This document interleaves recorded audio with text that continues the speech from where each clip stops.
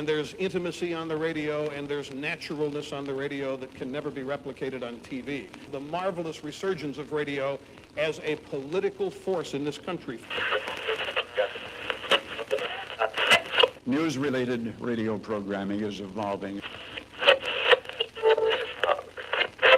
There's a huge hole in our dialogue that can be filled by the synthesis of traditional radio and the freedom that comes from a live podcast.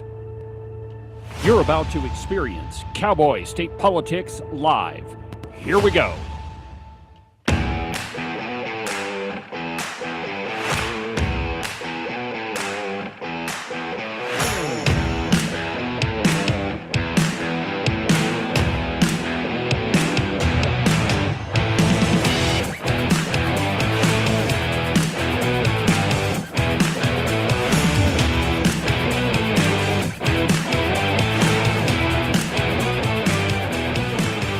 Good morning, my friends, and welcome to another tremendous installment from very high above all the insipid and puerile forms of Wyoming mainstream media, and there are a lot of them.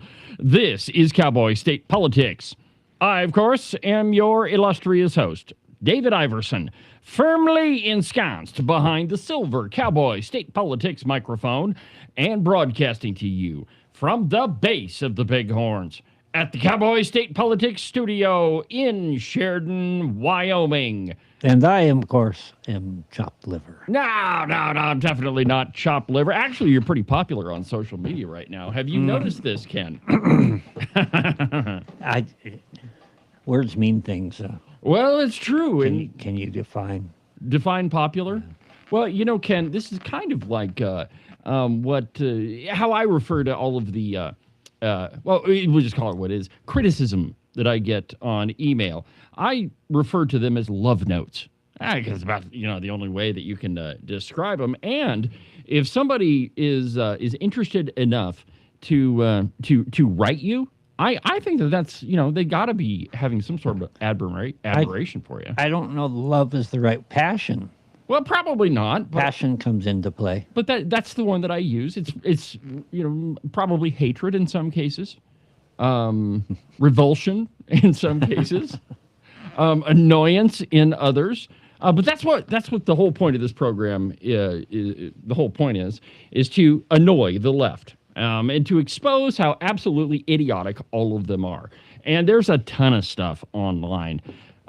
People just making absurd claims, not having to back anything up. The thing is, when you say something publicly, like on this program, you got to back it up, right? If I make a claim, I should probably have some proof of what it is that I'm saying. I've got to be able to bring the receipts, show the documents, all of that stuff. But online, it seems like there's just some people that make outrageous claims with no backup material whatsoever. They're usually just parroting some line that comes out of Ogden Driscoll. Well, that's true. There is a lot of bullcrap. There's very little original thought, and that's what's so frustrating. I don't mind a little bit of criticism. Sure, as long as it's honest and as long as it's factual. But, I get criticized, okay, you took food away from little kids. No, I did not. No, you didn't. If you want to get to the facts. So I took computers away from bureaucrats, maybe. I never mind having a discussion with somebody who has a different issue than I have. Right. Did you go to the Chamber of Communists? No. I didn't figure. No, we have for a long time had some other things planned. And when they first invited me, I was very frustrated by the dates they picked. Mm-hmm. And as it turned out, I did not relent and go do that, nor will I this evening. Was there another one tonight? Yeah, there's one in Dayton this evening, and I won't be there for that. And, that's a tough decision to make. But for the last 6 years, the last 3 election cycles, I've been there for every one of those. It's true. I distinctly remember having to con you into one of them. Or maybe 2 of them, I don't know. But see, here's the contradiction. It is a Republican primary election. And so the most important debate that you should be at, or debate is the right word, is the Sheridan County Republican Party debate, because I mean those are the people you're asking for their vote, and so wouldn't that be the most important venue for you to talk? Yeah, that's how I felt, and I changed some plans and made it for that one. And I liked the way it was set up because we had an opportunity to actually discuss some issues and a little bit of back and forth.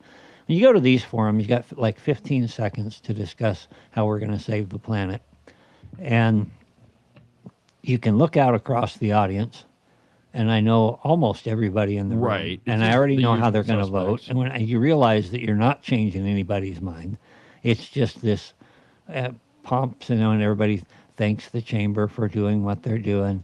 And Gail Simmons, Being a bunch of communists. yeah, Gail Simmons writes the gotcha questions, and it's just one of those things that I don't personally see a lot of value in it. Now, if the chamber would turn that around and make it fair and give people some time, but they try to do like 35 people in one night. Well, yeah, and that So you can't do it. That's the first problem, right? They stack the whole thing with I don't know how many people were there, a ton of them, and then they tell you, well, you're going to get 4 questions, but you only have 45 seconds to answer. Well, what the heck? Well, what if the question is, what's wrong with the budget? You have 45 seconds. I mean, That's the kind of questions they've thrown at me in the past, and you have to condense it to, well, government's just too big and we spend too much. Beep. Yeah, exactly right. So the forums here in Sheridan, they were put on by the Chamber of Communists. The Chamber of Commerce. The reason why I call them communists is it's an organization that is supposedly private to support private business, but they always go to the city and the county asking for taxpayer dollars. It's all public money. It's all public money, and they really don't do anything for businesses. Okay, so you get your little ribbon cutting and get some pictures in the paper. But really, when it comes down to it, there's very little benefit to business. And now, so these forums were put on by the Government Affairs Committee for the Chamber of Communists. And that committee is set up by, it's run by a number of chamber members, one of which is Gail Simmons. And she is the allegedly the secretary of the Government Affairs Committee. And after one of the forums, now remember, this is one of the people that's pretty high up in the Chamber of Communists. Here's what she posted on social media right after one of the forums. Broken record by a candidate for state legislature. Hey, jackass, the Wyoming investment funds are not surplus. These are investments now generate more revenue than state minerals, whatever. But not a very good look for the Sheridan Chamber Look of at Communists. Look at the third statement there. Oh, yeah. How can I It miss says that one? depleting the corpus. Depleting the I have corpus. never advocated for depleting the corpus. Let me say that again. I have never advocated for depleting the corpus. Now, what is the corpus? I asked the question. It's the body of money that's there. I'm not saying we're going to spend it all out. That's what they accuse me of claiming. Right. I've never done that. I think it's good that we have some savings. And I always say that. And the other thing I always say is, when is enough enough? Exactly. I think we have enough. Let's stop stealing money from the people. And it is the people's money. Oh, no, it's not the people's money. It's paid for by the energy companies. Okay. Guess who pays all their bills? Exactly. Their clients. So one of the reasons why maybe it's ill-advised to go to one of these Chamber of Communist forums is you'll get this post from one of the people that organized it. Now, what is the difference between what Gail Simmons has done here and the GOP forums? Okay, so we talked about some of the debates, right? I wrote an article about one of them, the Jennings-Koltiska debate. By all measure, by anybody who watched that, in any context, you have to say that was an absolute smackdown. So I wrote an article about it. Well, it And didn't take much smacking. no, it didn't. It didn't take much at all. I mean, Jennings had that thing well in hand before it ever started. But some legitimate criticism.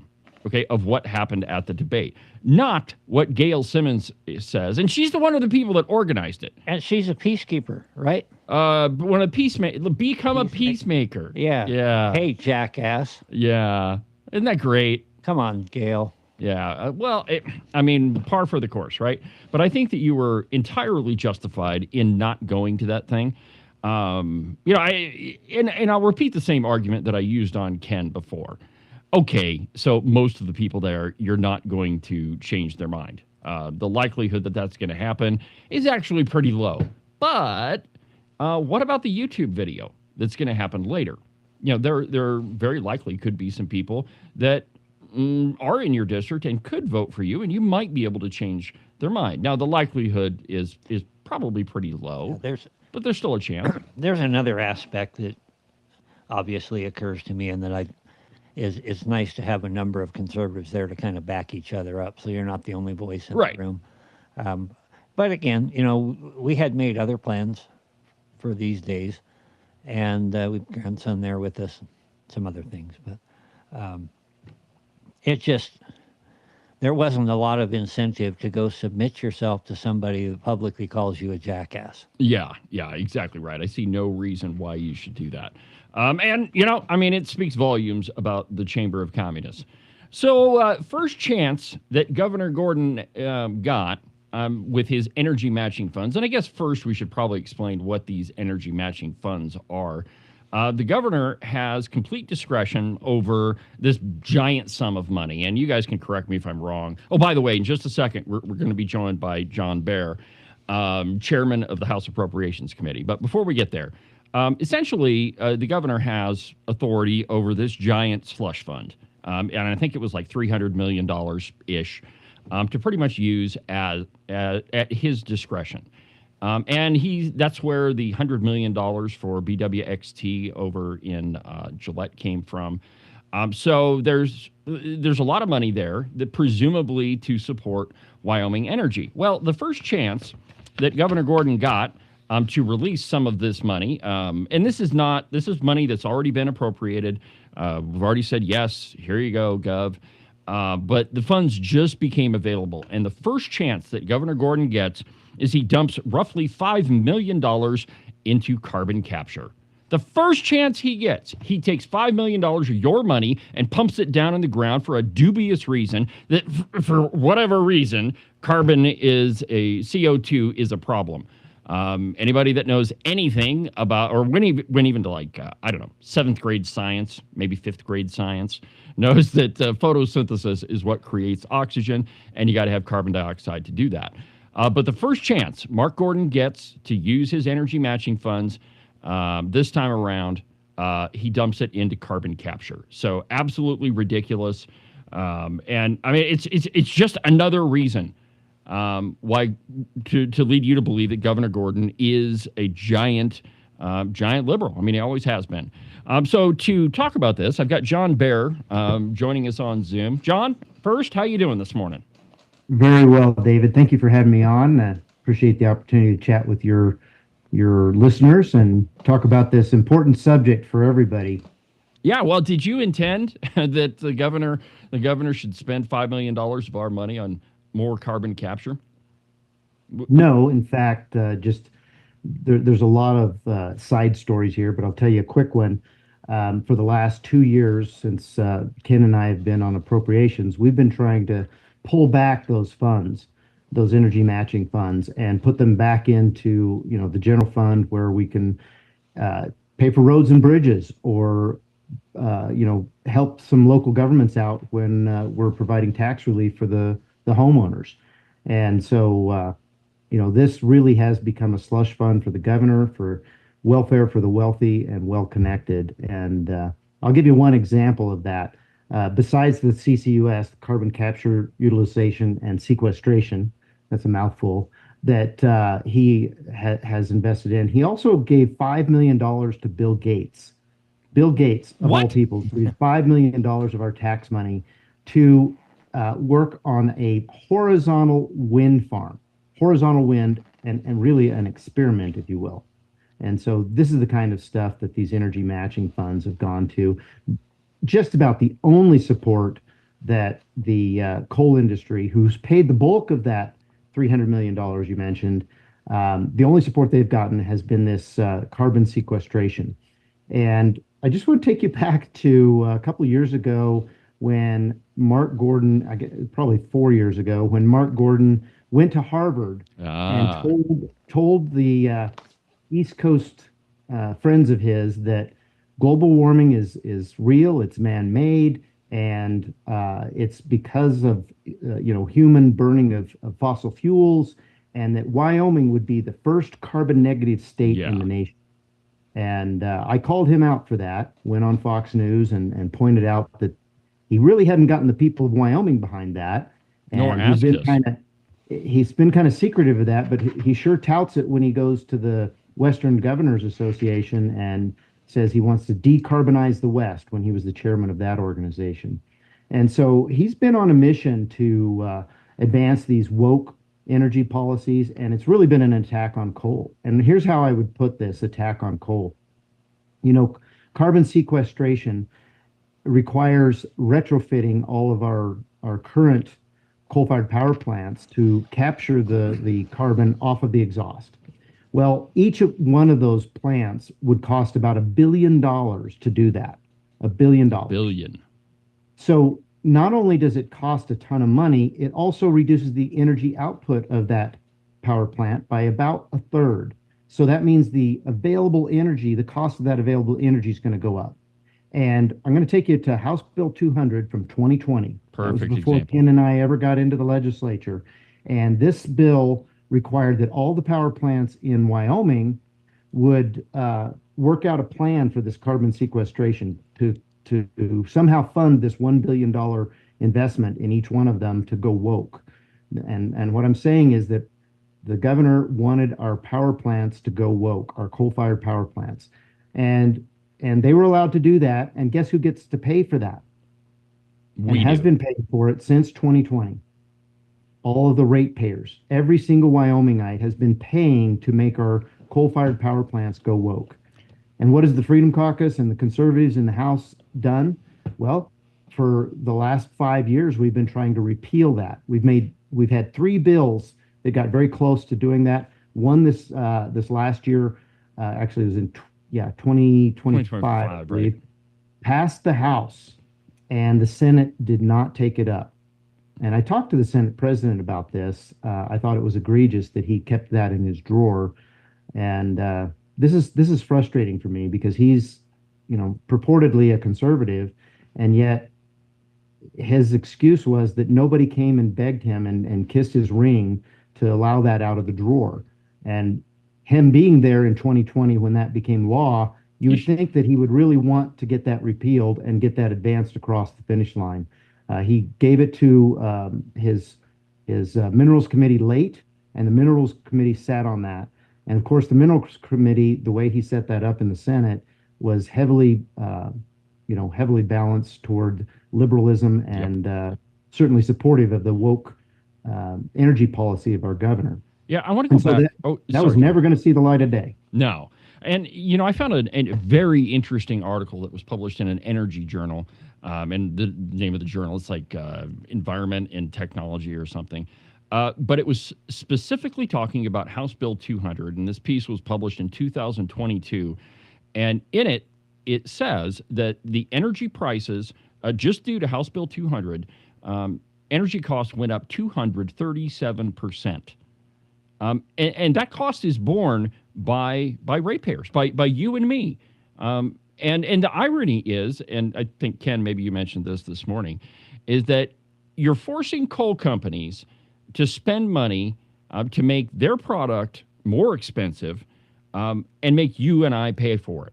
And it is absolutely mind-blowing to me that we let these folks like Mark Gordon, like Eric Barlow, who voted for that thing, why we let them just give us this big snow job and they get to claim all day long we're pro-energy when one of the very things that they've done is made the cost of energy more expensive for everybody. Not only do they claim they're pro-energy, but that we're opposed to any growth or advance. Yeah, all the mailers that went out. It piles one thing on another, and it gets farther and farther away from truth. Yeah, I mean it's absolutely ridiculous. So John, I mean the memo that I'm looking at, it specifically mentions the $4.9 million. Is there anything else that is on the Governor Gordon's agenda for spending these energy matching funds to go woke green stuff, or is this the only Well, one you're aware of right now? I would like to address your last comment Yep. about the cost to ratepayers. And I want to remind your audience that we've seen requests by Rocky Mountain Power of 30%. Multiple years in a row, we've seen them ask for 30% increases. And sometimes the Public Service Commission comes to an agreement of around 8%. But these are massive increases in our bills. And they're, whether it's the House Bill 200, I think a lot of the blame also goes to the fact that we have advanced green energy within our power production in the state of Wyoming on behalf of the states that we export to. And our ratepayers here in the borders of Wyoming suffer the consequences of that. It is much more expensive for this solar and wind energy than it is for coal, which is providing a base load, consistent, reliable energy at the lowest cost possible. And let's just think about now for just a second, the reason we would go down this path. Mark Gordon has said that he believes in global warming. Yep. But who's building 2 coal-fired power plants a week right now? And that is China. And they're doing that as part of their Belt and Road Initiative. And they're building all these coal-fired power plants. Do you think that they're going to be as clean burning and as clean, beautiful coal being used that's low sulfur like we do here? Are they going to have scrubbers? What kind of air are they creating over there? And so if we're really concerned about the environment, let's put the screws to China and their coal-fired power plants before we do that to Wyoming, where we have clean, beautiful coal. You can drive by any of our power plants. All you'll see coming out of the stack is steam. And so we're already doing the best that can or should be done on behalf of the environment when it comes to burning coal and keeping the cost down. If you think about the American dream and what it takes to allow entrepreneurs to enter the market, to advance, all the things that have made America great in our ingenuity and the middle class being able to be successful, it has to do with low-cost energy. And what are we doing? We're doing everything we can to take that away from the American people. And these rate increases we've seen from Rocky Mountain Power, people need to remember that when they go to the polls and vote. And they need to understand that there is one side of the Republican divide that is definitely for increasing the cost of power to every single person in Wyoming. And it's egregious. I think, you see 2 things in this campaign that I want to point out. One is the Americans for Poverty. They're attacking good conservatives for supposedly being against energy. And really what we're doing is we're trying to ensure that the low-cost energy has at least a fair chance and not being pushed back and pushed down and having to compete with government subsidized energy that is high cost and low efficiency as well as low reliability. Then there's another organization, and it's the Wyoming Mining Association. You would think Terrible. that this group would definitely be advancing what's best for the coal mines, which is sell more coal, right? But no, when the repeal of House Bill 200 came along, there was no support from the Wyoming Mining Association. And when they were confronted about this, they said, oh, well, you're going to have to get people like Terry Nethercott and Mark Gordon on board. And of course, Mark Gordon, he sees this carbon sequestration as, one of his Legacy items, key pieces of legislation. He's proud of this, and he doesn't want to lose it until he's out of office. And then he can, say all things that happen, good or bad, are not his fault. And I think that's egregious that these organizations are promoting quote unquote Republicans that are truly what I would call anti-coal. They may say they're pro-energy, but it's nuclear, it's green energy, it's more wind, more solar, and the things that really have hurt the ratepayers in Wyoming, let alone the viewshed for all of our tourism. People are having to look at windmills as they cross this state, and certainly probably not the best thing for our tourism market. No, I bet if you talk to any CEO of any of the coal companies and ask them, hey, would you rather sell a whole bunch of coal, or would you rather take tax dollars and to pay for all these woke energy things? I mean, I would be willing to bet that all of them would say, heck yeah, let's sell 50 more train loads a day. I don't even know if that number's possible, but Well, financially, you'd be right, but let's look at who actually owns these coal companies now. We're talking, Warren Buffett. We're talking these boards that are in St. Louis and on the East Coast. And unfortunately, these boards that own these coal mines have just about become as woke as the people who are opposing coal. And so, they're looking for any way to keep their profits up for next quarter. And so if that means taking those tax dollars that you just mentioned, I'm afraid they're not really looking at the long-term health of the coal industry and saying, okay, let's sell 50 more coal trains. Let's take the tax dollars, unfortunately, is probably what they're going to go. We saw Peabody just take on several $million for rare earths. Now, I think that this is probably a good thing. I think Peabody should have. I don't blame any company for taking the money that the government is forcing on them. And that's kind of what we're seeing right here. But we've already gone through lots of experiments and experimental adventures on this trying to take rare earths out of the coal ash. And we've determined that it's not going to be commercially viable. So if we're going to do it, let's spend our money where we can really do it, and we can really compete with China on this deal. I think that the mines that you see up in the northeast part of the state, we should be investing in that. I'm not so convinced that trying to get it out of coal ash or out of the waste product of coal mining tailings or whatever would be worthwhile. It's about the volume of these products and what it takes to get it out. And if it's not going to be commercially viable, why do we keep spending millions of dollars of the taxpayers' money to go down these paths? And I want good solutions for America. I want us to not be dependent on China for the 50 pounds of rare earths that are in each F-35 fighter. That's ridiculous. We should never depend on China for that. But if we're going to do it, let's do it smart. Let's not throw money away. Well, and that's precisely the point, that you have a completely ridiculous idea of, in my opinion, of capturing carbon, and we're dumping huge sums of taxpayer dollars into it. And I mean, the end result of it is you and me and everybody that listens to this program and everybody that doesn't ends up paying higher energy costs for it. And I mean, you can trace the origin of those policies straight to Mark Gordon, Eric Barlow, Ogden Driscoll, the people that sponsored that bill. And I mean, it is absolutely amazing. And it's, we're going to have an article about this later on today on the Open Range Record. And John, feel free to send me a comment on that. And I think this is a huge story. One thing we didn't address was what was the excuse in 2020, and how did they get enough of the votes to get this across the finish line in 2020?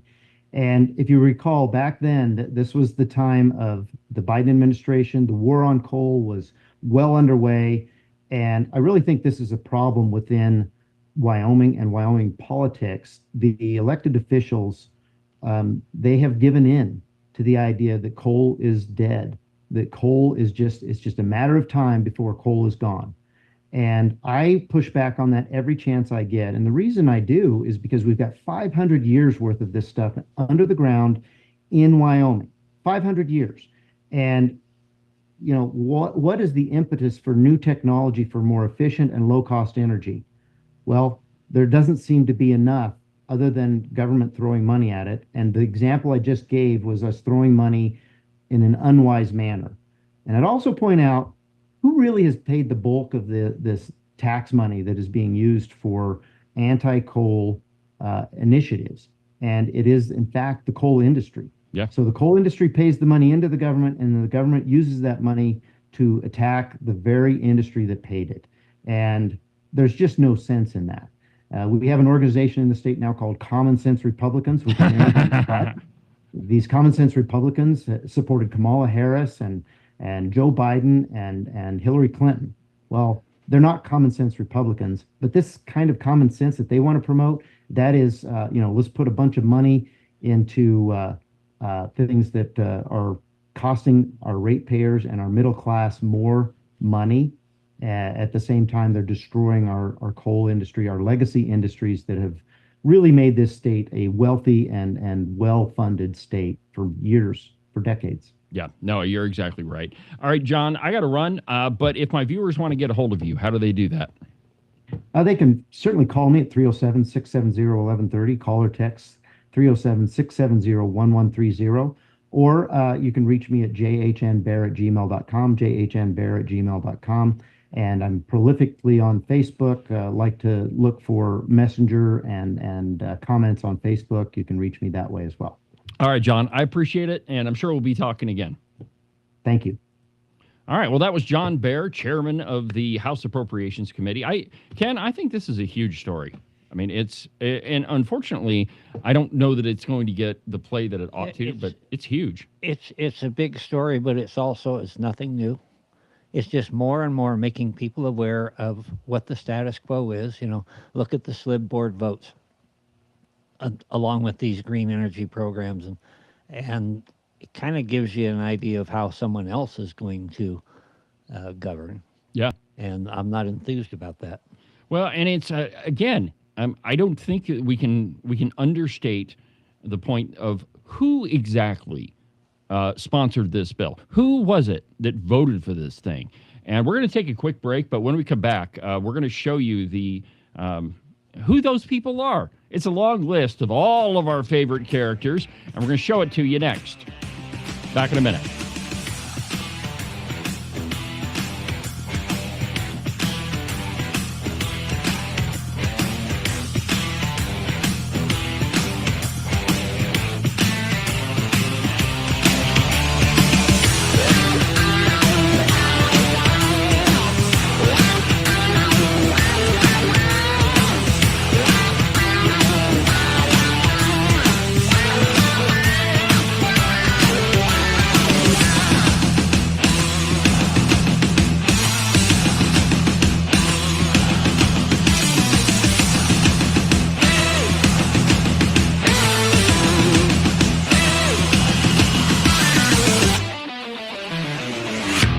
Are you sick to death of being told what to think? Maybe you don't even realize that it's happening. Freedom Caucus bad, big spending, big government, liberal, Republican good. Conservatives are bad and they want to starve little children. I have heard it all, my friends. We are way past the time when the news was just the news, if it ever was. But wouldn't it be nice if you had a news platform that was at least honest about what they were telling you? News on the news page, opinion on the opinion page. That's exactly what the Open Range Record is. Go to the website, openrangerecord.com. News, analysis, opinion, and investigative journalism. One more time, that website is openrangerecord.com. You can listen and watch Cowboy State Politics live on YouTube, Facebook, X, and on Rumble every Tuesday through Friday from 8 a.m. to 10 a.m. Pay attention to all that other block-headed, Borg-like so-called news if you want. But if you want to get the real story, watch Cowboy State Politics live. And now, back to the program.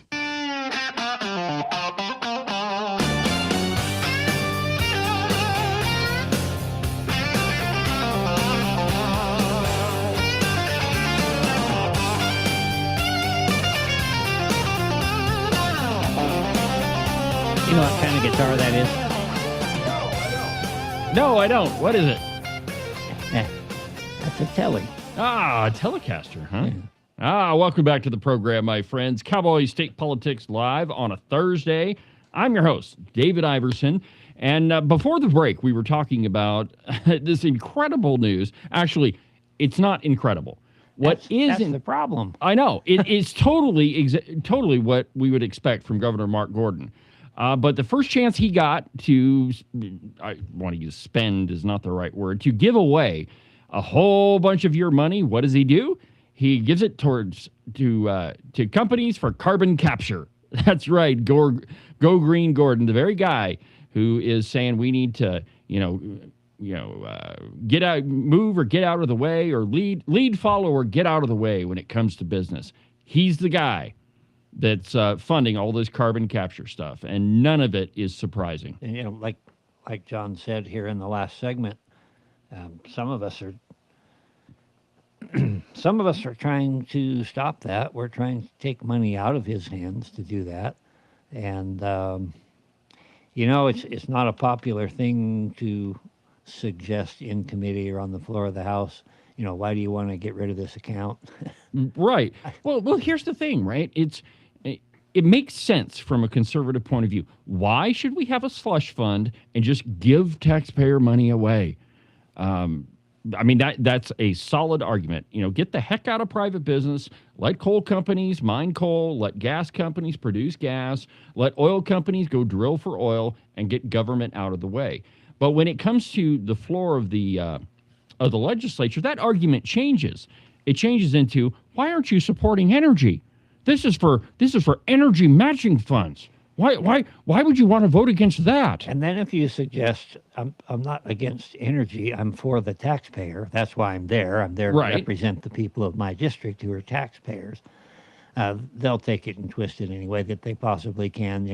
When we were talking about education money, I'm here to represent the taxpayer. Then the immediate blowback was, okay, so you hate teachers. So government employees aren't taxpayers. Exactly. All right. Yeah. So the other thing I mentioned before the break, and John Barrick mentioned this, and we talked about it a little bit, but House Bill 200 from 2020. And what that bill did is it mandated carbon capture technology for all coal-fired power plants in Wyoming. And I just want to show you who exactly sponsored this and who voted for it. Put this on the screen, Ken. So the sponsors, the people that are still in the legislature, which there aren't many, but one of the main sponsors, Ogden Driscoll, the guy that is accusing Speaker Chip Nyman of being against energy. Ogden Driscoll is responsible, at least in part, for the 237% increase of your electricity bill. Now, people that voted for it, one of the guys that's running for governor, Eric Barlow, voted for it. And there's a whole bunch of other people in there.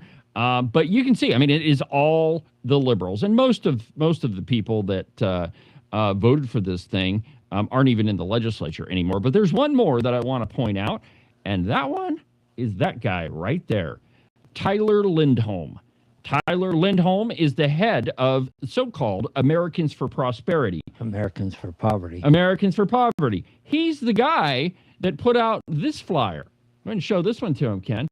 Pendergraft is wrong on Wyoming energy. Well, let me ask you, Tyler. And by the way, you're welcome on this program anytime you like. Come on. I'll give you an hour. I'll give you the whole program if you can take it. But he's the one that's accusing conservatives of voting against Wyoming energy when he himself helped vote for that. Now, in the end, in all truth, he voted against it on third reading. But this vote that I'm showing you, and go ahead and show the audience one more time, Ken. This is for introduction, because in 2020, this was a budget session. So all bills not related to the budget had to get 2/3. And so Tyler Lindholm voted to put this on the floor. I think you should also point out the nays. Roy Edwards, the late Roy Edwards. Chuck Gray. Yeah. Mark Jennings, Tim Salazar, Clarence Stivar, John Winter, Richard Tass, and Mike Yin, interestingly enough. I would like to get his take on why he voted against this. Probably because it wasn't enough. I don't know. Probably. A funny story about Mike Yin. One day I was walking down the stairs from the House chamber, and Mike just happened to be beside of me. It was right after it was a gun vote. And I stopped and I turned to Mike and I said, Mike, have you become a Republican? And he laughs, and he's like, no. And I said, well, then why are you voting for a gun bill? And he goes, no, David, I did not vote for a gun bill. He said, I'm a Democrat. I like to spend money. That bill spent money, and so I voted for it. And, you know, Mike is, he's a Democrat, but I've had several good conversations with him. However, you know, he's one of the people that perpetuated the whole check incident thing. And, I mean, he is a Democrat, and you shouldn't trust him as far as you can throw him. Which, I mean, he's a small guy, so maybe a couple of us could throw him a ways. But anyway, so those are the people that made House Bill 200 that increased your electricity bills 237%. Those are the people that voted for it. Now, let's go down to third reading on this thing, just so we're being totally fair. Let's see, that's concurrence. Where is third reading? Here we go. Okay, so third reading. This is the final passage of the bill. And looky there. It's Eric Barlow. And like I said, Lindholm voted against it on third reading. But that doesn't get him out of it because he's the guy, one of the people that helped put this thing on the floor. Other interesting names, Scott Clem voted against this. Good job, Scott. Gray, Jennings, Larson, most of the conservatives that were there at the time. And let's see here. Some other ayes. Cyrus Western, who's now the head of this region's EPA. He voted for this carbon capture mandate bill. Mark Kinner in Sheridan. Oh, Mark, just love him. But there's a whole bunch of them, and you can see exactly who it is. What I want you to take from this is Eric Barlow's name. That's probably the most important name out of this. However, Ogden Driscoll, he's in there too. In contrast with another candidate for governor whose name is Bien, who has come out guns blazing against this, wanting to that get bill. rid of that very bill. So, yep. I mean, I guess that's a pretty stark dividing line, and that's good for anybody to know, regardless of where you stand. Yeah, I mean, there is a clear distinction between, who's a conservative and who's playing one in an election. Now, Eric Barlow, last night and this morning, man, TV ad after TV ad after TV ad, how he's pro-Wyoming. Well, really, Eric, why don't you tell me why you voted for House Bill 200 that increased electricity bills 237%? And I know I keep repeating that number, but it's super important that you understand exactly what's happening here. And I mean, essentially, you're being lied to. And I've pointed out several times that when you talk about this money, this $34 billion, and much of that was gathered off of energy. Mm-hmm. And you talk about that being the people's money. It is. And Ogden Driscoll and Mike Greer and the others will say, no, it's not the people's money. They didn't pay it in. Yes, they did. You pay an electric bill, you're paying for it. You use natural gas to heat your home, you're paying for it. If your electricity bill goes up 237%, you, by definition, are paying for all of this. And how does an energy company get cash? Well, they sell coal. Who do they sell coal to? Energy companies. Who do energy companies sell their energy to? You and me.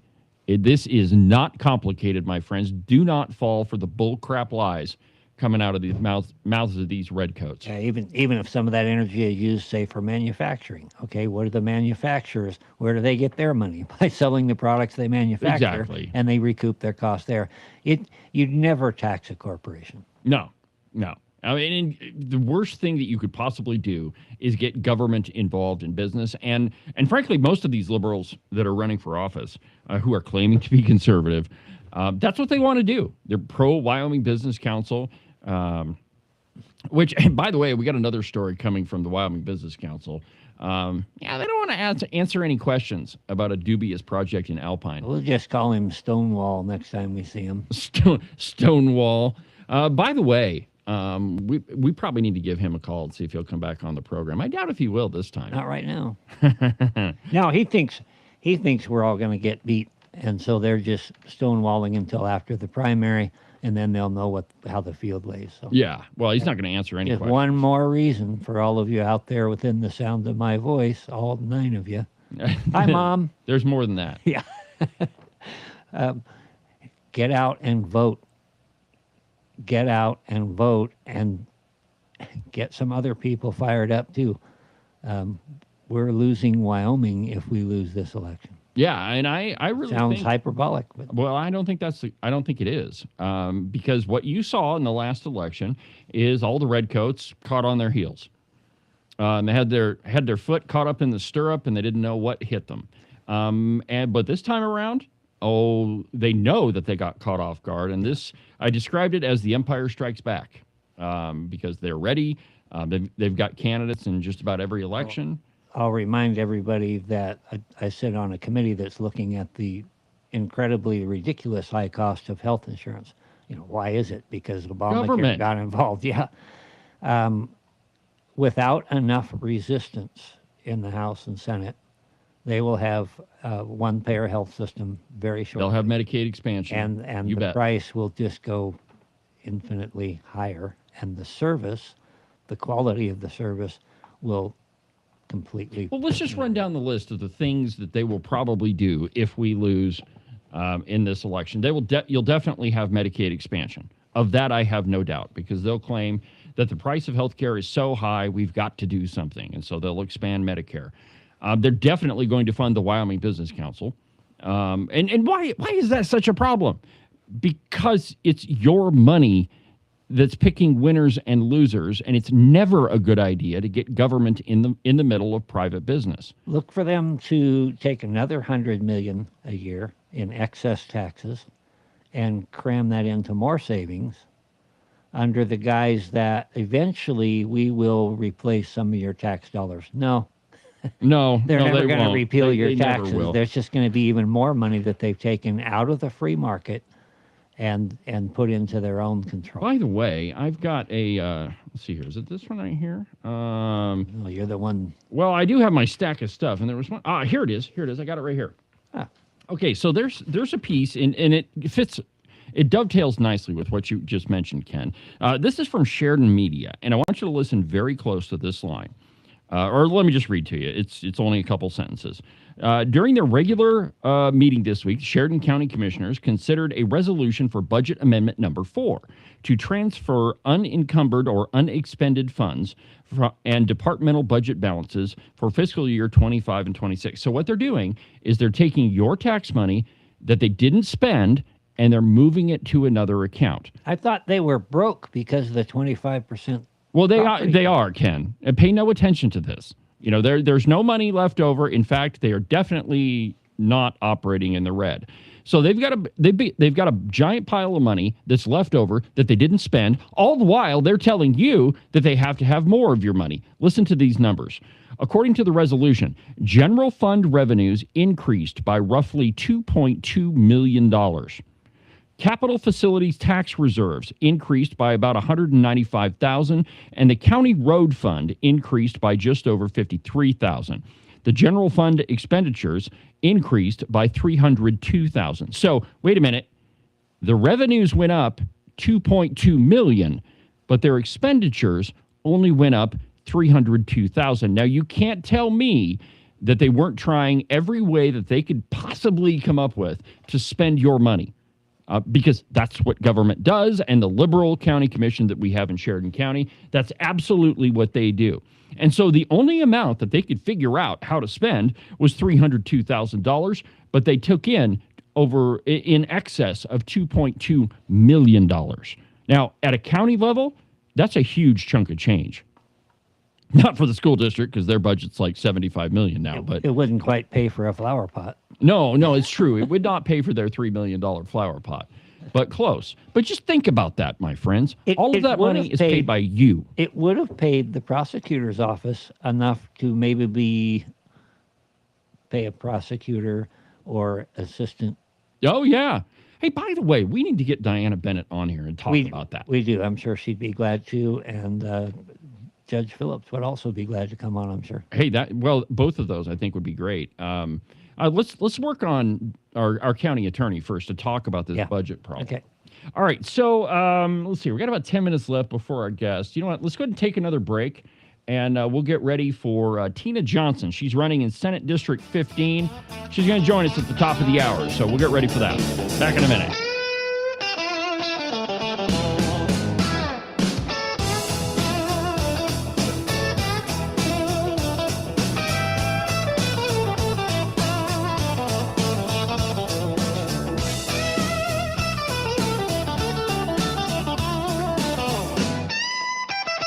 The calendar says that it's summer, and you believe it.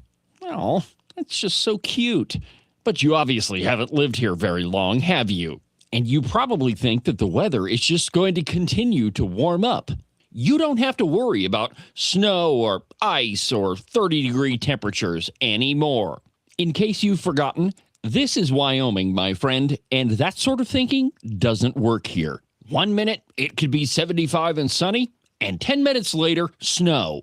Whatever the weather, you need a pair of socks that'll keep your feet cool and dry even on the hottest of summer days. And if you happen to run into that spring snowstorm, you'll stay nice and toasty warm. Well, your feet anyway. To get you a pair, go to the website, thebuffalowoolco.com. Trust me, you won't be disappointed. These are the finest socks that I've ever put on my feet. Are you one of those people that said something like this before Trump became president? I have a house in Spain that is going to be ready right after the election. Siberia, Nova Scotia. I'm definitely moving to Canada. Straight to hell. Iceland. France. Asia's pretty cool. And has the last year and a half been more than you could bear? Well, if it has, you've come to the right place. Call my friend Rebecca Bextel at eXp Realty. She has her fingers on the pulse of the real estate market all across the state of Wyoming. Last year, she sold around $30 million worth of property. Everything from small residential properties all the way up to big giant ranches. So if you've got to get the heck out of Dodge, if you've got to be gone Johnson because you can't stand that Trump is the president, call Rebecca Bextel. Her phone number is 307-699-3519. Let me say that one more time for you in case you missed it. 307-699-3519. I've never felt the freedom like I do. I feel stronger every day, don't you? Well, I can show you how. A new day, a new way. Watch out, I'm only gonna get stronger. A new day, a new way. Watch out, I'm only gonna get stronger. A new day, a new way. Watch out, I'm only gonna get stronger. A new day, a new way. Watch out, I'm only gonna get stronger. I've never felt the freedom like I do. I feel stronger every day. I'm only gonna get stronger. Cowboy state politics is only getting stronger. This program is only going to continue to expand. Actually, it's already getting bigger than, any of the liberals ever wanted it to be. The Cowboy State Politics live show, I haven't looked recently, but we're probably somewhere in the neighborhood of 110,000 views every month. And, of course, the podcast, 6 years going strong. I don't know. It's definitely Wyoming's largest conservative voice. And thank you for watching, by the way. Thank you for listening. Thank you for everything you do for this program. You were just talking about 6 years going strong. I was looking through some archives looking for a couple of files the other day, and actually last night. And I found one that was you, me, and John Bear just before the special session for COVID. Oh, I bet that was fascinating. It was. It's fun to listen to that. I remember the talk before the special session kicked off, and you got young legislators thinking that we're gonna make a big difference and we're gonna tackle Joe Biden. By golly, it didn't really happen. In fact, the only thing we got out of it was a gambling bill and some money for a lawsuit. Do you remember a couple of shows we did as the Ramble Room called Many Many Mink? Yeah, funny stuff. I got distracted last night for a little while. Evidently. Well, you could either watch the Chamber of Communists, give 45 seconds to answer, how do we fix Wyoming's economics? You have 45 seconds.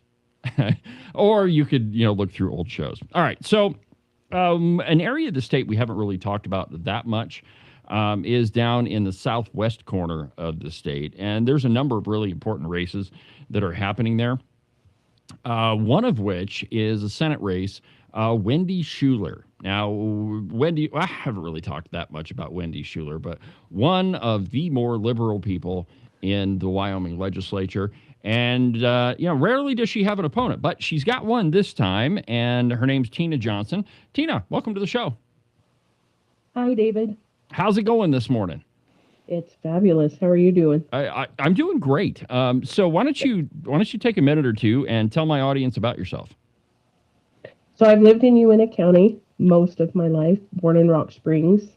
Have worked about 25 years between retail and restaurants. Been the manager most of that. So good at budgets, scheduling, all of the things that are in the realm of that business. 2020 kind of was a wake-up call for me. I changed jobs. I went to be a foot zone practitioner. A lot of people don't know what that is. But a lot of those skills have really helped me heal and become healthy. And I did not like some of the things that were going on. Tried to find someone to run who was conservative that met my expectations, and we didn't find anybody that was willing to run. Some smart person said, if you can't find that candidate, sometimes it's you. And so here I am. I wouldn't know anybody who would say something ridiculous like that. That's what I'm thinking. That's a foolish thing to say. What a foolish thing to say. All right. So, you kind of answered the question of why are you running? But you're pretty busy. You and your husband own a restaurant, right? We don't own it. He's the district manager of the restaurant. All right. District manager. So, he's the big boss. Yeah. And you guys sound like you're pretty busy. And, running for the Senate, that's no small task. A Senate district's quite a bit bigger than a House district. Yes, it is. It's a lot of area, and we don't. I am not a politician. I don't know, but that does free me up a little bit because I have no rules. I don't know what the rules are, so I'm I don't know if there are any. We're just doing whatever we do. An interesting thing is the same day that I filed, some managers walked out of the restaurant over there, so he's been pretty tied up, having to run the restaurant over in Rock Springs. So, Tina, you just said something interesting to me. There are no rules. That is perfect, because we are there because we don't want business as usual. We're not going to abide by the same rules that have been there for all of these years. And that's what is so frustrating to them. It's the same thing that frustrated foreign countries when they had to fight American troops, is they said they don't even go by their own playbook.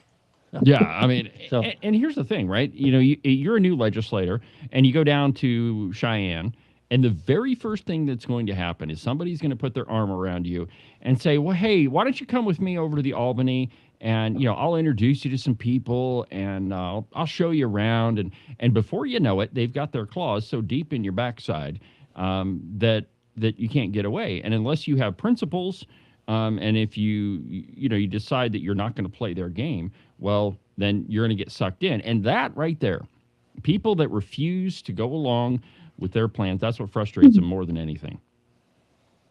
I agree with that. Yeah, Bill Henderson's the one that tried to do that with me. Oh, I miss that guy. Whoa. All right, Tina. So let's say you're successful. You win your Senate seat. What do you want to work on? I really like some of Brent Bien's ideas. Living in the corporate world during COVID, ESG was one of the big things that I don't think people realize the trauma that the frontline people at your grocery store, at your restaurants, at your fast food restaurants, and it's not the Wyoming-owned businesses, but if they are corporate businesses, they are part of this agenda, and they're being used to drive that social behavior through the social and the governance. And some of the things that I was forced to participate in, such as we'll go with the masking or having to wear gloves to count change, or those little things were traumatic. And so I would like to see that definitely repealed. Well, And it constantly amazes me how raw COVID still is with a lot of people, and I think that speaks to the amount of infringements on our civil liberties. I mean, there were so many of them, right? You can't leave your house. You got to stay home. You got to wear a mask. Oh, you can't go in here. You can't keep your business open because it's you might infect somebody. And in the end result, all of that was for naught. All right, so you want to get rid of some of those things. What about some other things? Schools, the economy. Talk to me. so with schools, I'm a chapter chair of Moms for Liberty in UN County. Well, I'll go back a little bit because when I started to get involved, and I will say that it was during the lawsuit, the famous lawsuit in UN County, which really prompted me to get more involved. I didn't know anybody involved in that. Not really. I mean, acquaintances maybe, but I had no idea what that was really all about. So that's where my researching came into play. So then I ran for school board and I was not quite successful, but if I'd had a few more tools in my toolbox, I probably would have been. I didn't know about door knocking, that kind of thing. So I didn't do that. And I only lost by 73 votes. Whoa. So I was a chapter chair for Moms for Liberty, which I currently am. And so education is incredibly important to me. The curriculum in the schools, I've gone in depth on what they're teaching, which is really hard to find in the state of Wyoming. They say that they're very transparent, but Yeah, right. You try to find that stuff and you can't. All right, so what are your thoughts on the school recalibration bill? Heard a lot about that. The school board's going nuts. The Education Association says we're killing children and kicking puppies. What do you think about it? Well, and I've attended Joe Webb and Scott Heiner have had several things trying to communicate with the teachers in UNA County. I think it's a great thing, and I know that a lot of people are very upset. But when we've been out door knocking, and I've been door knocking with Bob Worf, and he will say, "Well, what didn't you like?" And they're like, "Well, the silo." And he said, "Well, what did they take away from you?" Nothing from me. Everything is good here, but those 3 small school districts. Or he will ask them, well, didn't you get a big raise? We talked to a para. Yeah, I got a fabulous raise. I think she got a $3 raise. Wow. But, so many people were not taken care of. And I think that this is a thing that this is years in the making. And this lawsuit brought it out. Something had to happen. And you can't fix anything overnight. It's a monster. But I think they did a fabulous job of trying to do something amazing, and the opposition has been very brutal. Well, and let's be very clear what their main contention is. The silo that you mentioned, that basically says that money meant for the classroom has to stay in the classroom. So, teacher salaries, desks, books, computers, whatever. That money has to stay and be spent in the classroom. It can't be spent elsewhere like football pads or soccer balls or hotel rooms. In other words, the long and the short of it is money meant for teachers goes to teachers. And that's been the biggest complaint I've heard my program's been going for 6 years. And every session, it's, we don't spend enough on teachers. Well, okay, here you go. And now the argument is, well, we don't spend enough on football coaches. Steve Harshman would probably make that argument, but I don't think they spend enough on tampons for the boys' rooms. Oh, stop. All right. So there's education. Let's see here. What else? What about the Wyoming Business Council? Yeah, I mean, you live where you live. There's a lot of smaller communities. Allegedly, the Business Council helps build up small communities. What do you think about that? Right. So I'm going to go back to Rachel Rodriguez posted on her Facebook once about her community, talking to her about the Business Council 1 cent tax initiative, where the community needs to invest in itself to get the full grant potential. And I don't know the whole story there, and I have a hard time finding that. But that's something that we've dealt with. We ran a tax initiative to create an aquatic center. And we tacked on, they went to a lot of different things, and like the fire department asked for $3 million. Well, the tax initiative itself failed. It was a special election and it failed. and they've put the 1 cent tax back on the ballot for November, but just the fire department. And a lot of people don't know about the business council requiring that, or I'm not going to say they require it, but they've asked for it.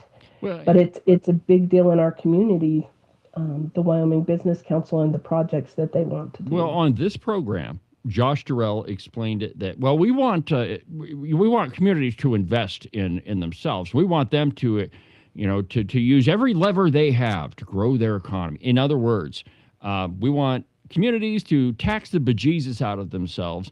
And when that isn't enough, well, then we'll give you more taxpayer dollars. When in reality, if government would get the heck out of the way, business would prosper. And guess what? Guess where communities get most of their money? Sales tax. What drives sales tax? Businesses. And I mean, it's mind-boggling to me. So if you had the chance to get rid of the business council would you vote to defund them, or would you think they need to be reformed? What do you think? I don't know that they can be reformed. I don't know what that would look like. But definitely taking away money, I think. And I'm kind of torn because, in my opinion, in Uintah County, they've not been honest with the people. There is nobody in the community that understands that tax could possibly be because of the business council. We play on the heartstrings with the fire department. And I'm not saying that's what's being done. I'm not saying there's any ill intention. I'm just saying, to me, that's what that looks like. I'm not a fan of the business council. I don't like that they're asking, without asking the people, would you like to take a risk on this? We're taking a risk on this, and we're like, yeah, but people knew that the risk lies with the people. And for instance, the Plenty Inc. over in Laramie, I believe we gave them $20 million. They went bankrupt a year later. I believe $2 million was recovered and 18 more was reinvested in a program in Laramie. But I think the risk is all lying with the people, but the people are not being told that that's what we're doing with their tax dollars. Yeah, to be fair, like I've never had a problem when a community says, hey, we need to buy a new fire truck, and so we'd like to do a 1% tax to pay for the fire truck. I have no problem with that. Similarly, I've got no problem if a community says, we would like to, I don't know, build a rec center. Okay, if that tax is specifically for the rec center and it passes, I'm okay with that, because the community itself they've taken a vote and they've said, all right, we're going to build or buy, whatever it is. Where I have a big problem is when those taxes are so overbroad, like the one that you mentioned, is, well, it's like everybody, you get a building, you get a fire truck, you get another building, everybody gets a building. And the reason they do that is so that all the different groups in the community, well, they will have a buy-in. So obviously they have to vote for it. It's the same thing that we beat in Johnson County, where they wanted the taxes for $50 million. That's what I have a problem with, because it ends up being a big giant slush fund. And like you said, we're never honest with voters about what they're voting for. And, here in Sheridan, and maybe it's the same case in Uintah County, but you drive around and you'll see these signs, vote for the 1% tax. Guess who paid for those signs? Government. So you're using my tax money to lobby me to vote for more taxes. And, we just need to get out of all of that. Taxes should only be as high as is required. All right. So the beginning of this program, I don't know if you're watching the beginning of the show, but we were talking about energy. And the governor just gave $5 million of our money to carbon capture. So what should the Wyoming legislature's stance on, and this is going to be an obtuse question, but you hear them all say, we're going to unleash Wyoming energy dominance, yay us. So what is the legislature's role in promoting energy in the state? Well, I believe that we do need energy.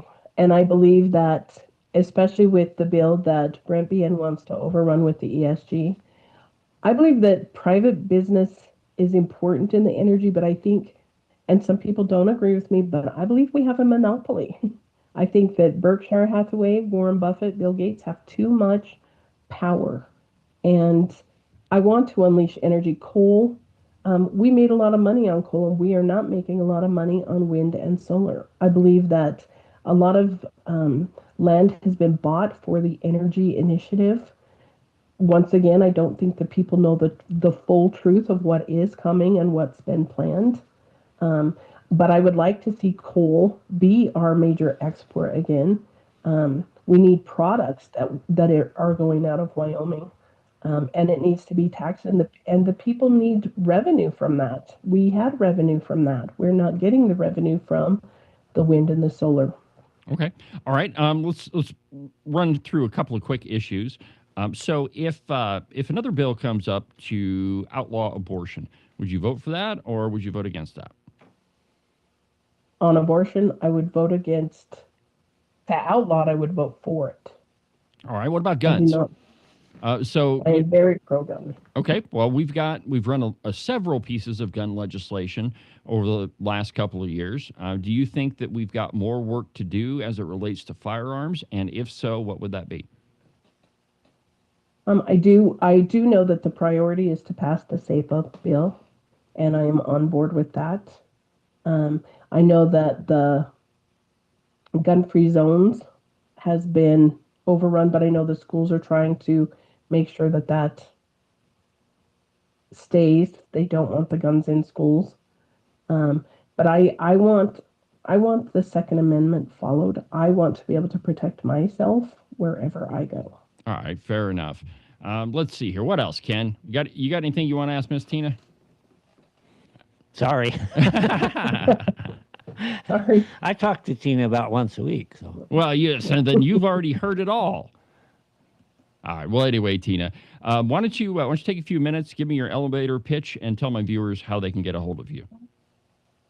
So I'm Tina Johnson, running for Senate District 15. I want to be a voice for the people who are on the front lines, the teachers who, through a lot of woke indoctrination, have left the system. I want to fight for nurses who have been forced to do bad things that they don't agree with.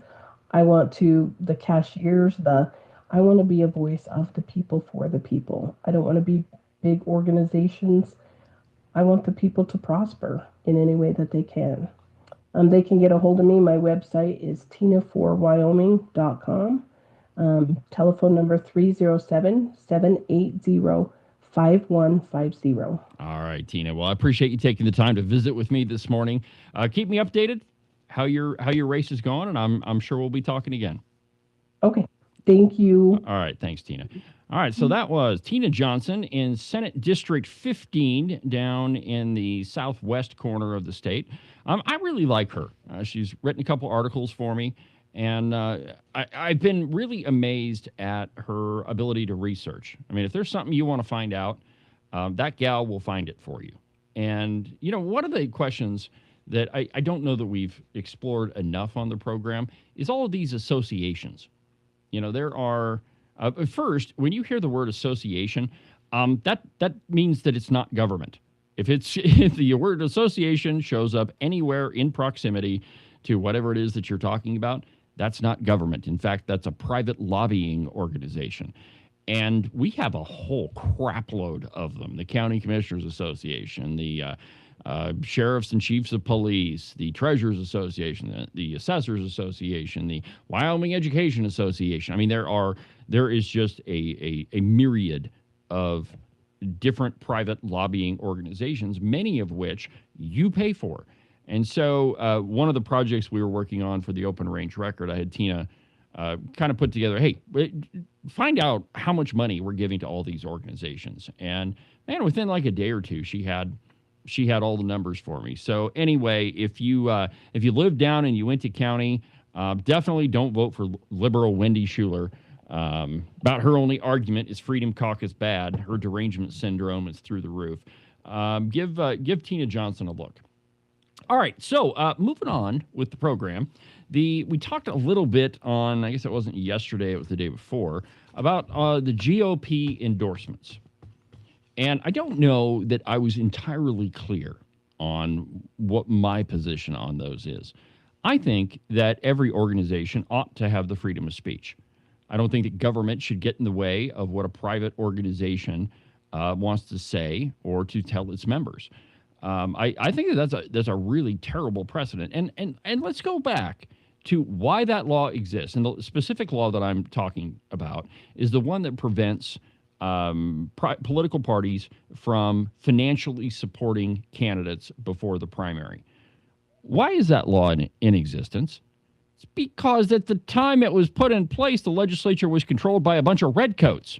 So, of course, they didn't want any sort of grassroots conservatives to say, hey, we're going to nominate a conservative. Of course, they didn't want that.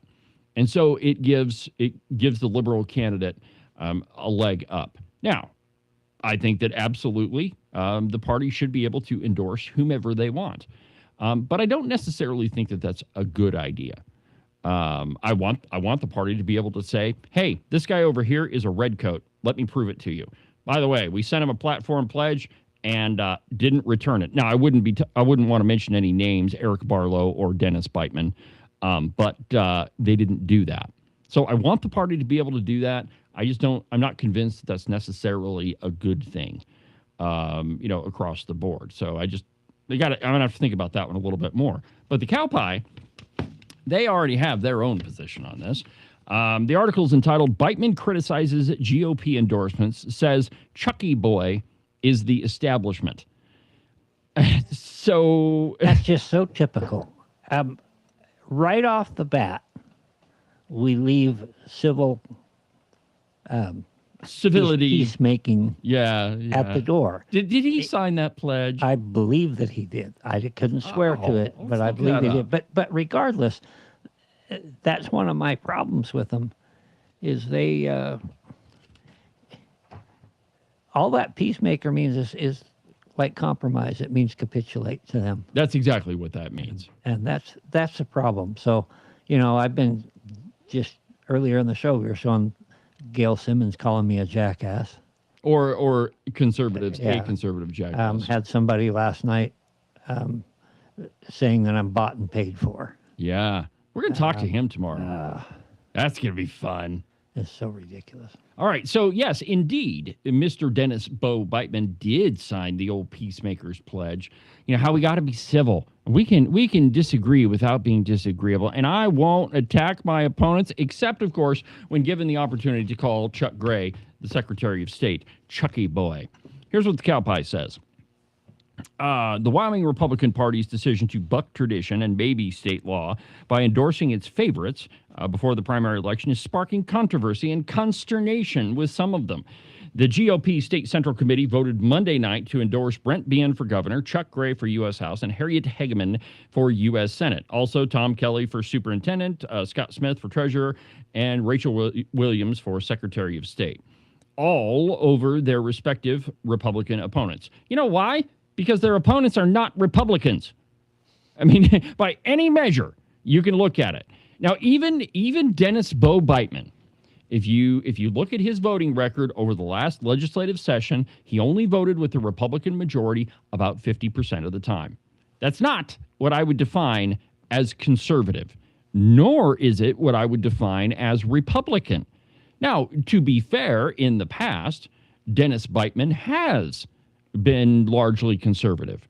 I mean, lots of gun bills. I mean, before he became Senate president, he's a pretty conservative guy. So why is it in the last session they didn't do so hot?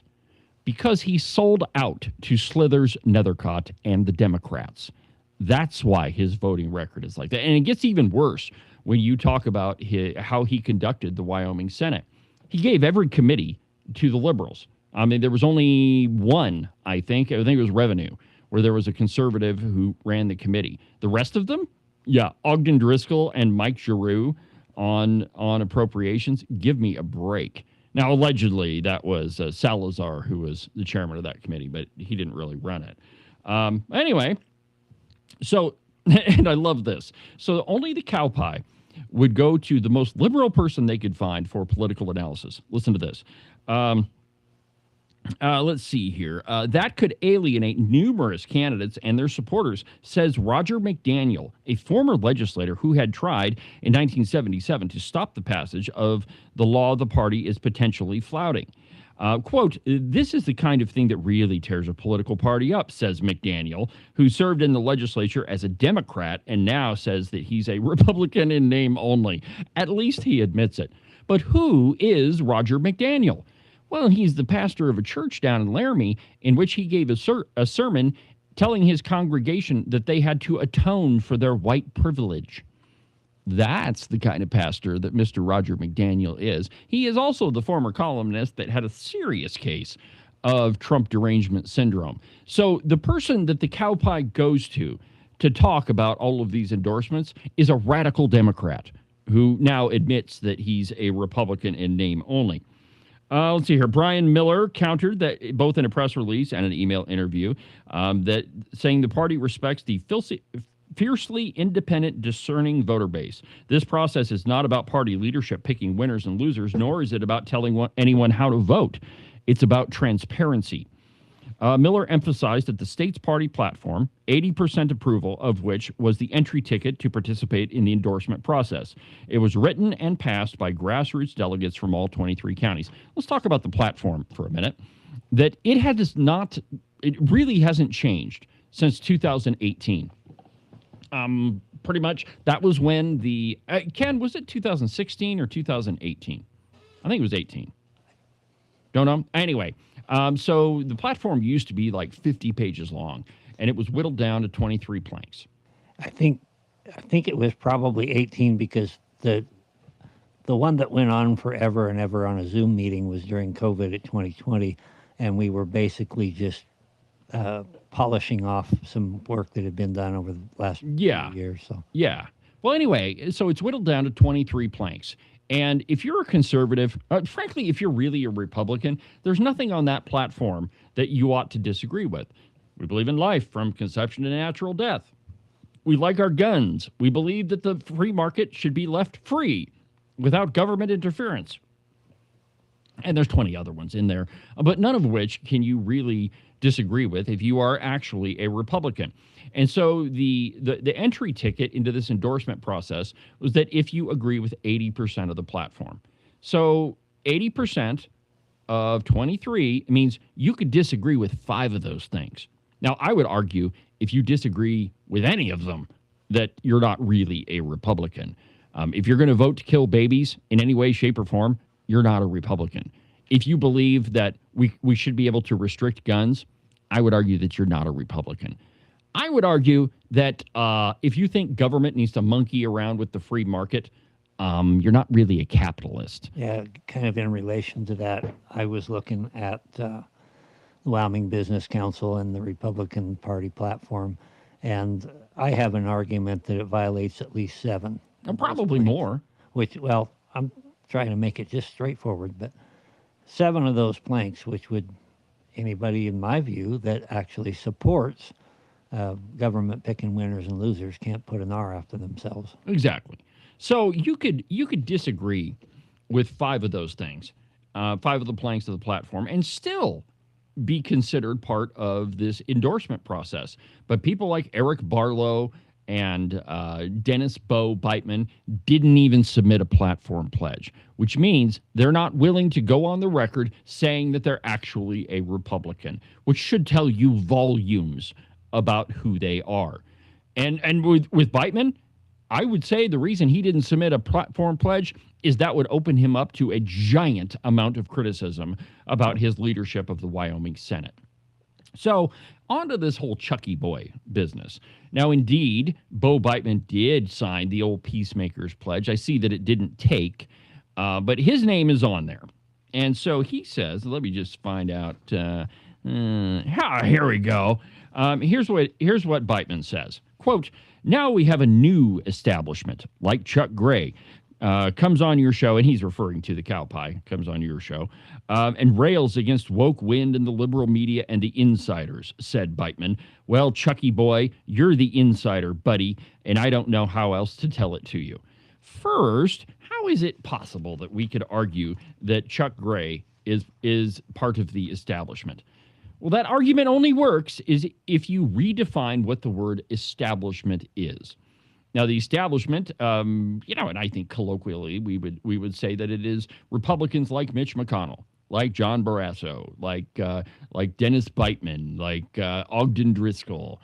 Those people who have been in power for a really long time, they're not really Republicans. And the only thing that they do when they're in office is to make sure that they stay in office and spend a crap load of your money. The establishment in Wyoming are the so-called Republicans, the Redcoats, who've been in charge of this state for probably the last 40 years. Steve Harshman, Lloyd Larson, Bob. Yeah, Dan Zwanitzer before he got his butt kicked out. But those are the political establishment. Chuck Gray, on the other hand, is the very definition of being not the establishment. You can go to any House floor session that you want. When he was still in the House, he was the guy that was poking the Redcoats in the nose every chance that Go he got. to the slip board. Another For good the example. last several years. Yeah. Yeah. So any chance that Chuck Gray is, or any, I shouldn't use the word chance because it's not a chance that he's on the state lands board. But look at any vote. It's Chuck Gray who is bucking Megan Felder and Governor Gordon and Kurt Meyer and Christy Racinas. Even though we love you, Christy, you voted with the governor a whole heck of a lot. Chuck Gray is the very definition of not being in the establishment. No, so why make that claim? Well, because Beitman doesn't have anything else left. I mean, he can't really run on his record. He's not going to win. My guess would be he's probably not going to be in the top 3 when the election comes out. I mean, I don't like to make predictions, but I think that one's pretty Probably obvious. going to be an outsider. Well, I mean, I don't see any reason why he would be up there. He doesn't have any campaign cash to speak of. He's not really campaigning. Admitted in this article somewhere, I'd have to dig it up, but somewhere buried in this really long thing, it discusses how little money he's actually spent. And the truth is, I mean, you can complain about campaign mailers in your mailbox. By the way, Ken, I got yours the other day. Have you heard a lie about Ken Pendergraft, the one with the yellow on it? I got a lot of feedback and knock on doors and people say, oh, yeah, I got it. Yeah, I got that one. Well, how much do those cost? In order to put out that particular flyer, it's about $3,500 between the printing and the labels and all that Right, stuff, and the then postage it's and $2,500 in postage. So we're talking like $6,000. Yeah. Because all told about $3,500. Okay, $3,500 for a Senate district. Yeah, and that Senate district, I think most of them run around 6,000 to 7,000, depending on how you condense your mailing list. Yeah, so if we just say round numbers, it's $6,000 a pop. No, I'm not going to go there. I would say 3 to 4. 3 to 4. Okay. I'll accept that. Okay, so let's go 4. We'll just go on the high side. $4,000 times 31. So to put out a statewide mailer and hit every Senate district, you're talking $124,000. Okay, Dennis Beitman does not have enough money to do 2 of those, let alone 3. Yeah, I think that number is probably pretty close to accurate. It feels accurate. Yeah. But just think about it, right? It takes a lot of money to run a statewide campaign, and I'm not saying that's a good or a bad thing. I'm saying it is. That's a fact. And if you don't have enough cash to at least send out 1 or 2, you're not going to come anywhere close. I mean, you can't win an election on social media. Not that he's really been doing anything on social media anyway. Now, Barlow and Megan Felder and all those folks, and Chuck Gray and Steve Freese. Holy crap, guy. I mean, we can lay off the mailers for a while. And that always brings up the question in my mind, why would you spend that kind of money for that kind of a job? Well, because it's a springboard. Yeah. You know, and don't, okay, so I'm not casting any aspersions. The power factor has to come into that. Well, there's the power factor, but here is another thing to keep in mind. And I'm not casting any aspersions. Don't take it this way. But what I'm saying is that a lot of people run for office to build up their war chest. You ever wonder why people sign up to run for president and they have no chance of winning whatsoever? Well, what they're doing is building up their political war chest for the race that they do want to run in. And so I'm not saying that that's happening, but I'm saying that's there's likelihood there. Like Reed Reisner, I doubt very seriously that Reed is going to win. I would be shocked if he won. The people that win are Reed Reisner's attorneys. Well, they're making a heck of a lot of money. Yeah. I haven't heard any updates on any of those lawsuits. I wonder how they're going. I know the one guy settled, but I don't know, crazy. So anyway, there's the guys who signed the Peacemaker Pledge that aren't being exactly peacemakers. I wouldn't want to mention any other names like Ogden Driscoll or anything like that. But yeah. So anyway, no, we started the show talking about Mark Gordon. Well, actually, you know what, Ken? It's the bottom of the hour. Before I get into this, let's go ahead and take our last break, and when we come back, we'll talk more Mark Gordon.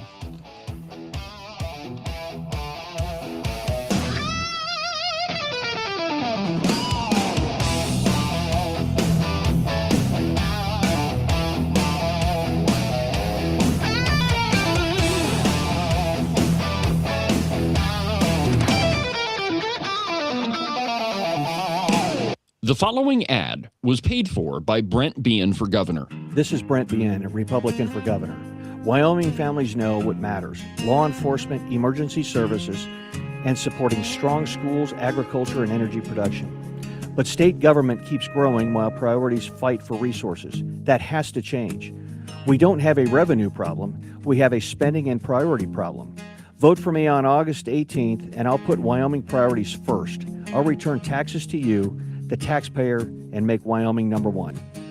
Paid for by Brent Bean for governor. Today's program is also brought to you by Morton Buildings.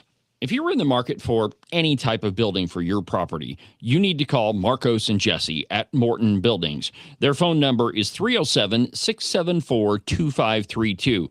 They're the best in metal building construction, and they've been doing it longer than anybody else around. So it doesn't matter if it's a garage or a barn or maybe something bigger, like a roping arena or maybe a giant warehouse for your business. The two guys you need to call first are Marcos and Jesse. Again, their phone number is 307-674-2532, or you can check them out on their website, mortonbuildings.com.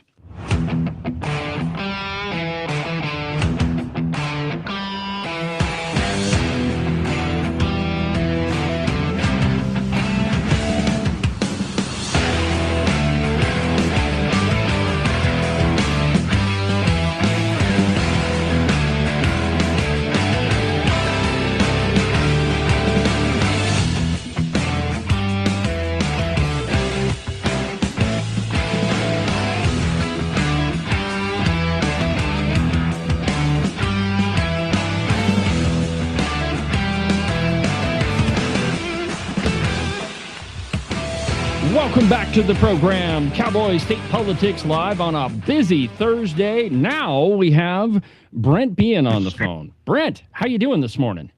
Hey, good morning, Dave. Good to be with you. Thank you. Yeah, well, I'm glad you could call in. So what do you think about the governor giving about $5 million towards carbon capture? You know, I think it's a horrible waste of money. I really do. You know, this is all the people's money for one, but you know, we've already seen that the false science behind carbon capture, and you know, to me, my standpoint is to what end? You know, what are we actually getting out of this? Is this another corporate subsidy? You know, what's really going on here with all this money going toward it? Well, I think it's a direct result of House Bill 200, the bill that you've been pretty vocal about repealing. And it's just another case of giving our tax dollars to companies to, you know, make energy more expensive. I mean, I think that's exactly what it is. You know, I think it is too, and that's you know, you mentioned it. You know, that's one bill, and I've been circulating around the state with so many of the legislators to repeal that bill once I'm in office, and that's, you know, House Bill 200 again, as you mentioned, and that's required. The implementation of the carbon capture, utilization, sequestration on our coal-fired power plants, which, as you know, has resulted in and individual power bills going up 30+%. I mean, this is ridiculous what's going on. So I mean, this has to stop. It really does. I mean, we know if this stuff was lucrative from the power companies that they would not need taxpayer subsidies for it. Well, it's lucrative for somebody, but it's not for taxpayers. That's for darn sure. Right. That's exactly right. That's exactly right. So I'm opposed, Dave. I'm opposed to it. Well, yeah, I knew that you would be, and I'm glad that you actually called in, just so that we could get you on the record talking about this thing, because it just came out this morning, and it's let's see here. Well, actually, it came out on July 15th, but let's see here. It is. I'll just read you what it says. Carbon geocapture for Black Hills Energy and Black and Veatch are partnering to demonstrate how low-cost, low-carbon intensity dispatchable power can now be produced using Wyoming coal-fired and natural gas power plants. So it's a direct result of House Bill 200. It sure is. It sure is. And this, I do see this as corporate welfare. And again, to what end? This is that whole initiative. Instead of when he was chair of the Western Governors Association, the primary objective there was to decarbonize the West, when it really should have been, how do we fix our water problem? How do we fix our agriculture? And these actual tangible things, instead of this carbon capture stuff, because we know that we need CO2 to live. We know that with greater CO2 out there, that we actually, it requires less water for agriculture in particular. So, this is all, I think, kabuki theater. And, I don't know what the end state is, but we've got to stop these false narratives that carbon CO2 is bad. Well, and I think it's interesting that the governor does it right at the end of his term, right in the middle of an election. I mean, it just shows you that, the guy never was conservative, and he's going to use every lever that he has to take our money and put it towards, his woke green agenda, for sure. Yeah, I mean, so hopefully this is it. Hopefully this is the last of it, but I wouldn't bet on it. Yeah, I wouldn't bet on it either. All right, Brent. Well, Ken's got a question for you real quick. Yeah. Hey, thanks for letting me cut in there. Yeah. Brent, it's always great to hear from you. Where are you at? What's on your agenda for the next few days? I'm actually in Sheridan right now. I had an event in Casper last night. So about that $20 you owe me. That's right. It's probably more than that, man. No, and then, yeah. We do have an ice cream social tonight here locally, and folks, just come up to brentbn.com. You find the time and the place for that, and I look forward to seeing everybody out there. And this weekend I'll be down at the Red Desert Roundup down in Rock Springs, and then I head straight over to Laramie for several events, and then kind of working the southeast a little bit, and then heading up to the Bighorn Basin. So I look forward to seeing all the folks out there.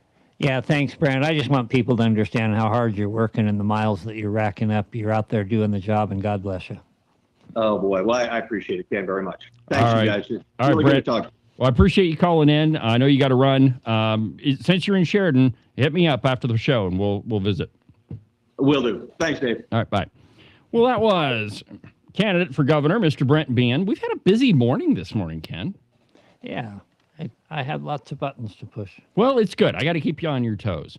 So, but I don't think that I can understate how big of an issue this is. And, in the grand scope of it, okay, so the governor has $300 million to throw around. Well, this is $5 million. I mean, how many starving kids could he feed with his Sunbucks program for $5 million, which, $100 a piece is ridiculous anyway. But why are we spending this much money? I got a message this morning from our good buddy Ben Hornock, who's how is running down there. He's doing very well. He's running for the Senate as well. For Lynn Hutchings' seat, and she's out campaigning with him. She's going to step aside. And he said something in that message that is something I've felt many times. He says, we have to win Wyoming. Yeah. Because, number one, it's the last great place. And number two, if we win it and show that it can be done and turn it around, other states will follow. You'll see Texas, you'll see Oklahoma, you'll see Florida. Coming along in a lot better stand. So I keep saying this. I'm going to keep saying it. Get out and vote. Well, it makes sense, Ken, because Wyoming is the largest energy producer in the entire country, and other states, governors they're all politicians, and none of them really, well, maybe Ron DeSantis is out of this one, but most of them don't want to be the guy that's coming out first. Well, when Wyoming is doing stupid stuff like this carbon capture thing, why would other governors? Why wouldn't they say, well, maybe if Wyoming's not going to lead this thing, then we won't either. I mean, it makes perfect sense to me, but the truth is we should be leading it. We should support our extractive industries. We shouldn't be, costing coal-fired power plant companies $1 billion to put equipment on their power plant that's just going to increase the cost of electricity. And, and if you're the person that has to pay an electricity bill, you should be infuriated by this, because the only thing it's going to do is increase the amount of cash that comes out of your bank account every month when you pay that electric bill. And the folks that are doing this, Gordon, when he's traveling around the state campaigning for all his liberal candidates, maybe you should ask him, hey, Gov, why are you increasing my electricity bill? Because that's what he's doing. And if he doesn't say, because I believe in global warming and we got to solve climate change, then he's just flat lying to you. I mean, it's just absolutely crazy. And then he publishes op-eds like this one. This one kind of went out statewide. The Open Range Wrecker got this email, but I just chose not to publish this thing because I'm not going to give Mark Gordon I don't see any reason to publish it, but here's what it says. Maybe you should, because people would get a better idea of how offensive it can be. Yeah, maybe so. Anyway. But anyway, here it is in the Turkey Vulture. Gordon says, lead, follow, or get out of the way is a phrase coined by my great uncle, George Patton. I doubt very seriously that George Patton would agree with anything that Mark Gordon is doing. He's probably rolling over in his grave right now. He says both men did incredible things for our country, one leading the Third Army on their way to winning an impossible war against an unspeakable evil, and the other helping to lead an industry out of near certain bankruptcy while helping to revitalize the vital sector of Wyoming's economy. Right. And that's the insinuation being that's what Gordon is doing. He says it's an adage of courage and confidence, not one of temerity and passivity. Donald Trump is a great president. Of course, we have to drop Trump in there.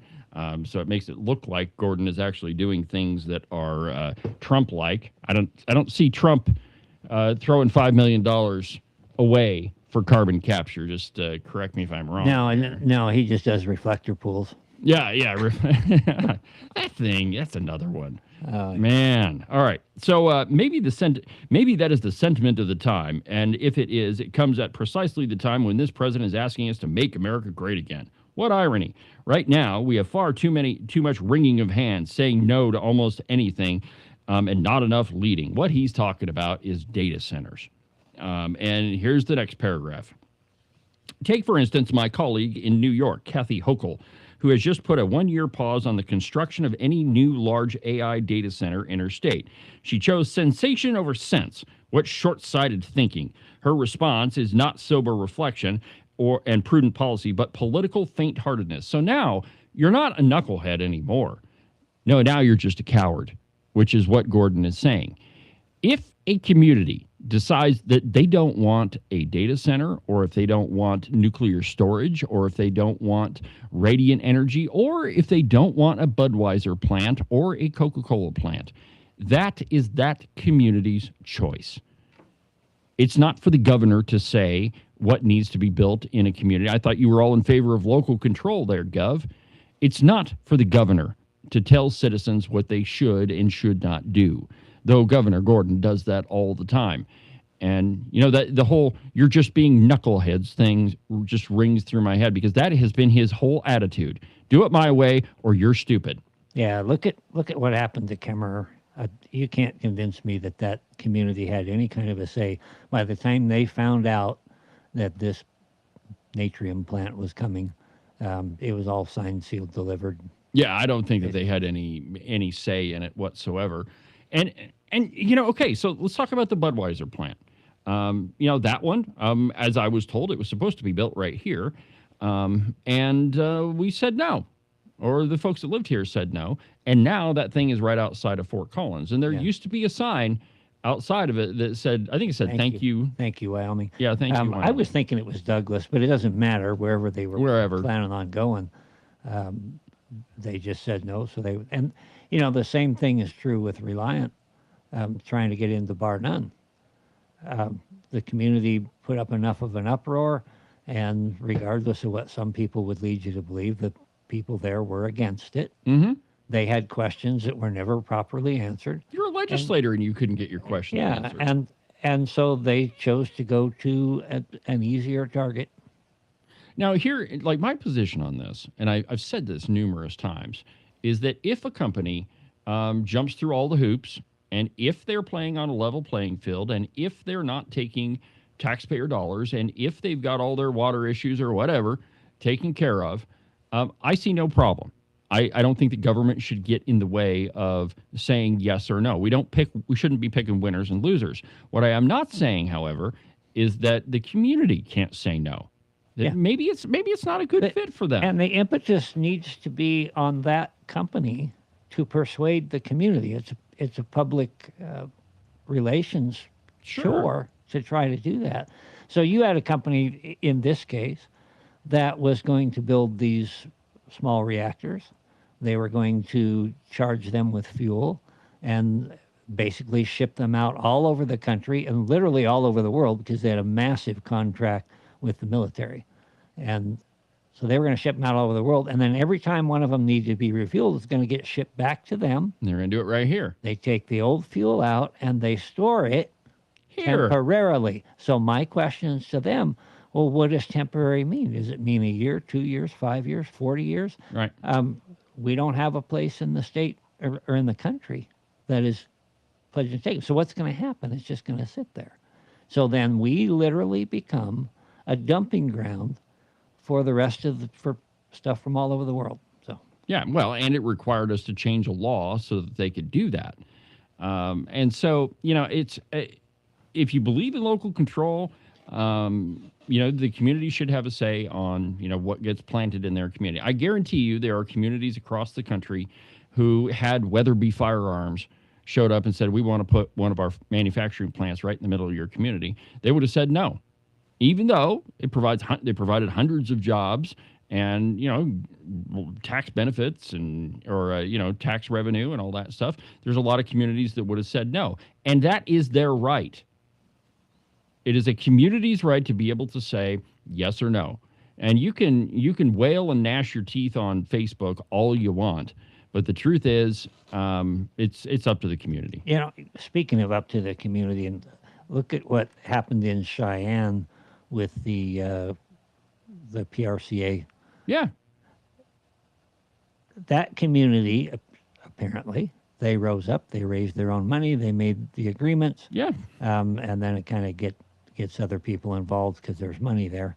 But yeah, a community certainly has the opportunity to reach out and try to do those things. Sure, and I think they should. And that's up to your local representatives, your county commissioners. But don't take money from the people in Cody to benefit Cheyenne. Right. And that's the other thing I have a real problem with. Any of these projects, and this is, Wyoming Business Council territory, is you're taking my money. And I worked hard for my money. Ken, I know you worked hard your entire life. Nah. Lots of people. I know if you talk to the lovely Christine, she works hard for that salon. Why should I have to take my money and pay it in taxes so that you can use my money on the other side of the state and give it to a business that's competing with other businesses in the same area or, where I live? I mean, it's just wrong. It's crony capitalism. In fact, it's not capitalism at all. It's socialism is what it is. And government just needs to stay the heck out of it. And Governor Gordon, man, you need to stop talking out of both sides of your mouth, my friend. All right. Well, we've pretty much burned up another busy broadcast day on the program. Make sure that you don't miss a minute of Cowboy State Politics. This was a busy program. I had a lot of fun. Thanks for all the guests we had on the show. And tomorrow, we're going to have another guest, and should be fascinating. So don't miss tomorrow's program either. But for now, from the base of the Bighorns, I'm David Iverson, and this is Cowboy State Politics. I'll see you tomorrow, my friends. Have a good afternoon.